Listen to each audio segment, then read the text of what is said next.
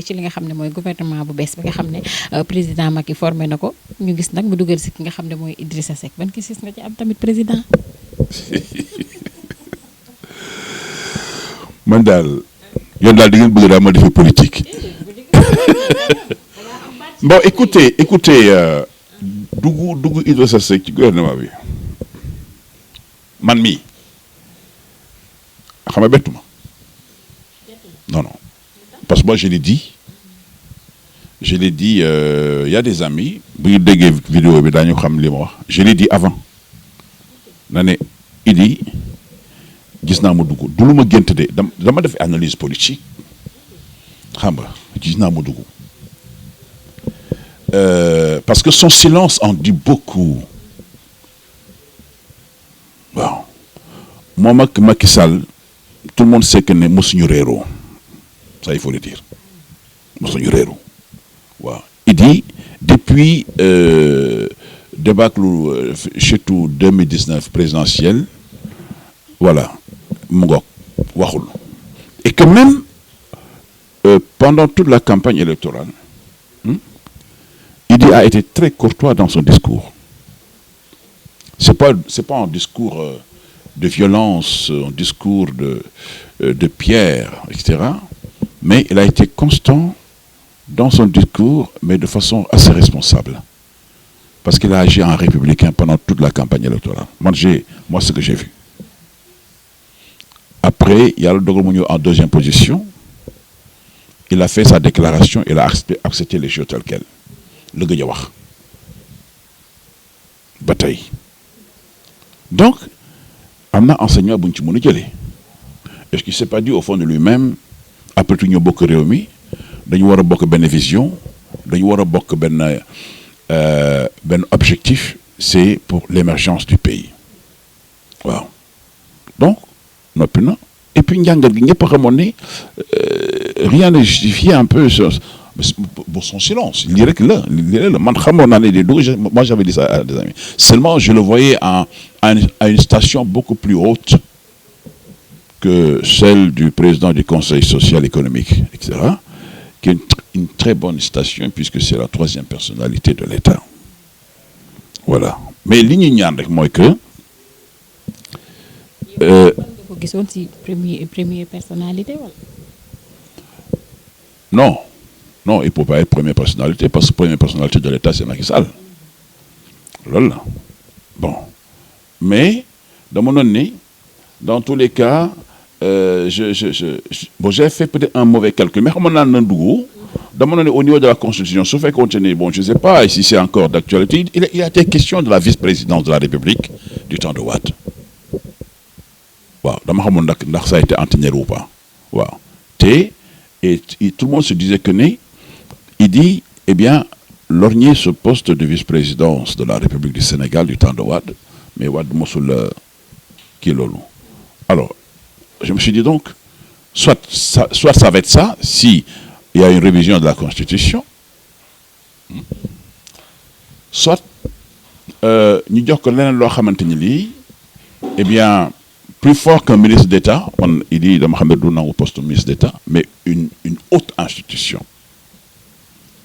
voyez un peu bon c'est tombé là voilà donc je me suis pas trompé sur mes calculs bon mais non la politique étant la politique ce n'est que dans 2 ans la ñu xam fondamentalement fan la yëf yi di mujj waaw soit on est constant dans son choix et qu'il puisse après accompagner Macky Sall si il va pour un 3e mandat l'accompagner ou bien si jamais Macky Sall eh bien bon souhaite renoncer eh bien à la 3e mandature voilà et qui dit se positionne pour garder justement l'unité de la famille libérale xam nga donc sama analyse loolu la je peux me tromper mais li ñu xool daal man daal loolu la alors si bien qu'en fait bon mais mën nañu dem dans un duo extrêmement fort, voilà, pour affaiblir une partie de l'opposition. Pour affaiblir une partie de l'opposition. Mais est-ce que, justement, ce compagnonnage-là n'est-il pas en train d'engraisser l'opposition? Puisqu'il va y avoir beaucoup de gens qui vont se détacher de la coalition IDI pour aller rejoindre l'opposition.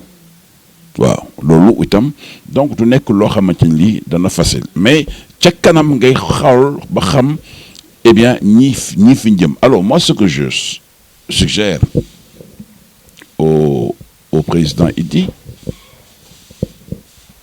hein, si véritablement il veut maintenir ce poste de président du Conseil économique, social et environnemental, c'est peut-être de jouer la carte de la loyauté jusqu'à la fin. Oui. Parce que Macky Sall étant un homme extrêmement rusé, extrêmement intelligent, malgré que il a une apparence joviale, de tout temps d'ailleurs, agréable, voilà, mais extrêmement futé. Oui, c'est quelqu'un qui a du flair. Il a beaucoup de flair. Wow. Moi, j'écoute son discours. Hein? Et Macky,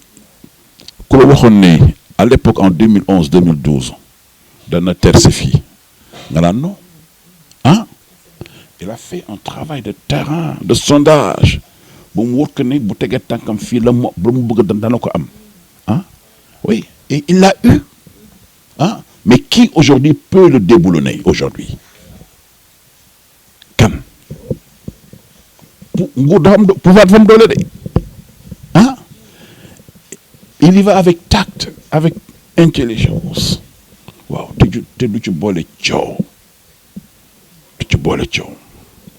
il ne s'énerve jamais.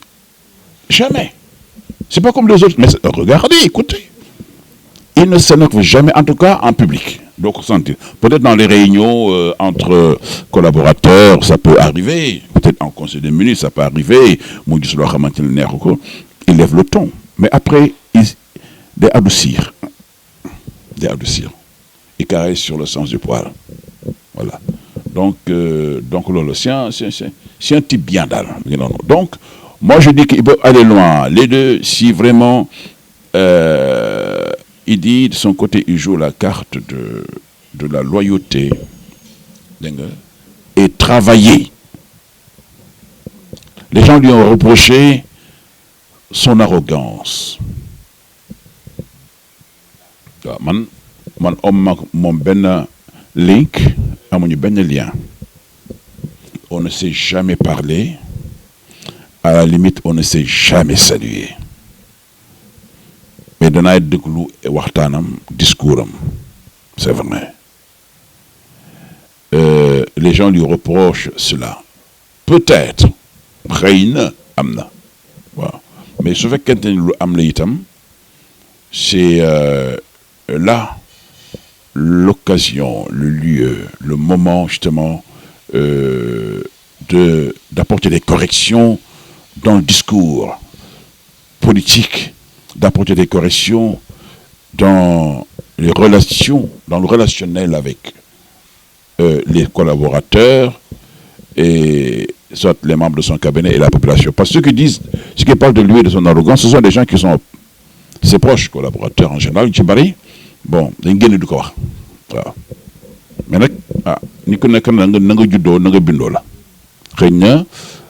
voilà, les gens voient ça comme une sorte d'arrogance. Peut-être que même ça, c'est pas de l'arrogance. Hein. Peut-être c'est du point de vue éducationnel de base. Moi, peut-être, je dis. Voilà. Donc, Mandal, analyse de façon, bon, pas trop partisane, hein, mais vraiment, je vais rester, justement, voilà. ci gouvernement bi dañuy ñëw ci li nga xam ne rek mooy opposition bi tamit tuuti ñu gis ne fan yi gis nañ ne opposition bi tey dama lay def politicien par force gis nañ ne fan yi opposition bi commencé nañ ñoom tam am ay quelques problèmes ci seen biir di gis ne coalition jot na gis nañ ne ki nga xam ne mooy Boubacar Camara yollee ko na ndaanke gisee ki nga xam ne mooy président ci li nga xamante ne Sonko ci ay waxam nee na yëgu ko donc nan nga gisee loolu instant bi ci biir opposition. xam nga dama wax sànq ne la politique moo doy waar. dama seetaan benn film bu Ousmane Sembène où je crois avoir lu le mandat de Sembène Ousmane et disait quand il a prêté des propos à un de ses personnages clés de son roman, il disait que dafa naa wax naan politique pexe la ruse ku la jëkk a yeewu pexe nga am ruse am intelligence ak jëkk a yeewu nit ñi fañ lay séentoo bàyyi leen foofa nga feeñ fee waaw loolu j'ai vu njàngat gu ma def ci voilà le mandat là bon cependant j'ai entendu parler justement de Boubacar Camara qui allait rencontrer le président Macky Sall à la demande de ce dernier. C'est normal. Mais ñi président ku mu woo da ngay dem parce que mooy njiitu réew mi mooy sunu kilifa ku muy woo la ci ay caaxaan non daf lay woo ci loo xamante ni lii dana la amal njariñ yow mi wuy ji dana ko amal njariñ moom mi la woo dana amal njariñ askan wi réew mi. loolu la bu fekkente ne réew mi njariñu réew mi liggéeyal réew mi moo ñu tax a jóg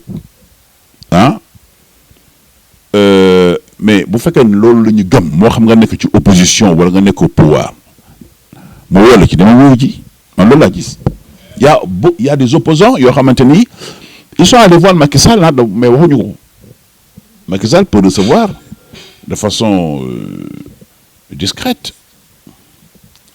quelqu'un, une personnalité politique, religieuse, chez lui ou bien quelque part. Il en a le plein droit. Bu gisee ci yow que ne war ngaa mën a amal njariñ ci lii mais da ngay wow c'est pas parce que tu es de l'APR wala de son gouvernement non amal nga ko njariñ gis na ko mais daf lay woo boo woowee ne la bon doo bëgg jàppoo liggéey réew mi nga dem il faut travailler. Moi je suis pas contre je suis pas contre su fekkente ne da nga gëm ni da nga war a mën a liggéeyal sa réew mais su boobaa nag dafa li nga koy wax la nag ca la nga koy wax la du si ba nga koy tëñër la waaw donc naan dëgg la bëgg naa liggéeyal réew mi mais jàppal ne ma je suis de l'opposition